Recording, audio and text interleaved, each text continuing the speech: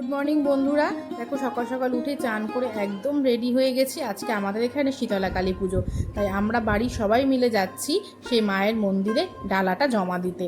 তো চলো যাওয়া যাক। আর দেখো মন্দিরটা কিন্তু খুব সুন্দর সাজিয়েছে, এত সুন্দর ফুল প্যান্ডেল করেছে, মন্দিরটা অপরূপ লাগছিল।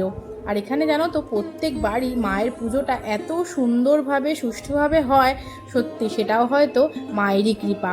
আমরা এখন তাহলে চলো লাইনে দাঁড়াই। আর এই যে এখানে ছোটো কাকি সন্টি সবাই লাইনে দাঁড়িয়ে আছি, এরপরে আমরা এক এক করে ডালাটা জমা দেব। আর এই যে দেখেছো কত লোক এসছে, আর এখানে কিন্তু লাইট ফ্যান খুব সুন্দর করেও প্যান্ডেল করেছে। আর এখানকার ব্যবস্থাপনা খুব ভালো, প্রত্যেক বাড়ি এরকম সুষ্ঠুভাবে ভালোই পুজো হয়।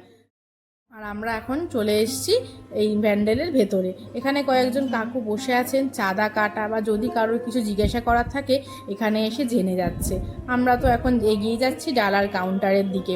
এখানে ফুল ফল মালা ডাব যা কিছু এখানে জমা দিয়ে এখানে কুপন দিয়ে দেওয়া হচ্ছে। তারপর যখন মায়ের পুজো হয়ে যাবে সেই কুপন দেখালেই কিন্তু মায়ের প্রসাদ আমরা পেয়ে যাব।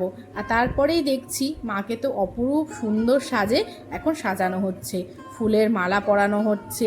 আর দেখে কিন্তু বেশ ভালো লাগছিল, মাকে এত সুন্দর লাগছিল সত্যি, এজন্যই হয়তো মা ভক্তিময়ী মা।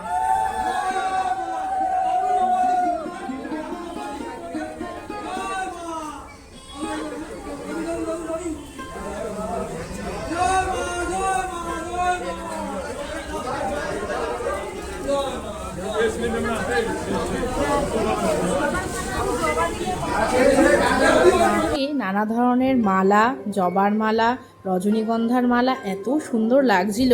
মায়ের মূর্তিটা সত্যি মায়ের দিক থেকে না একদম চোখ ফেরানো যাচ্ছিল না। তারপর আমরা ধূপকাঠি মোমবাতি দেখিয়ে এখন যাব বাড়ির দিকে। এই যে দেখছো সবাই বাইরে চলে এসেছি, এখন ধূপকাঠি মোমবাতি দেখানো হয়ে গেছে। তাহলে চলো এখন বাড়ির দিকে যাই।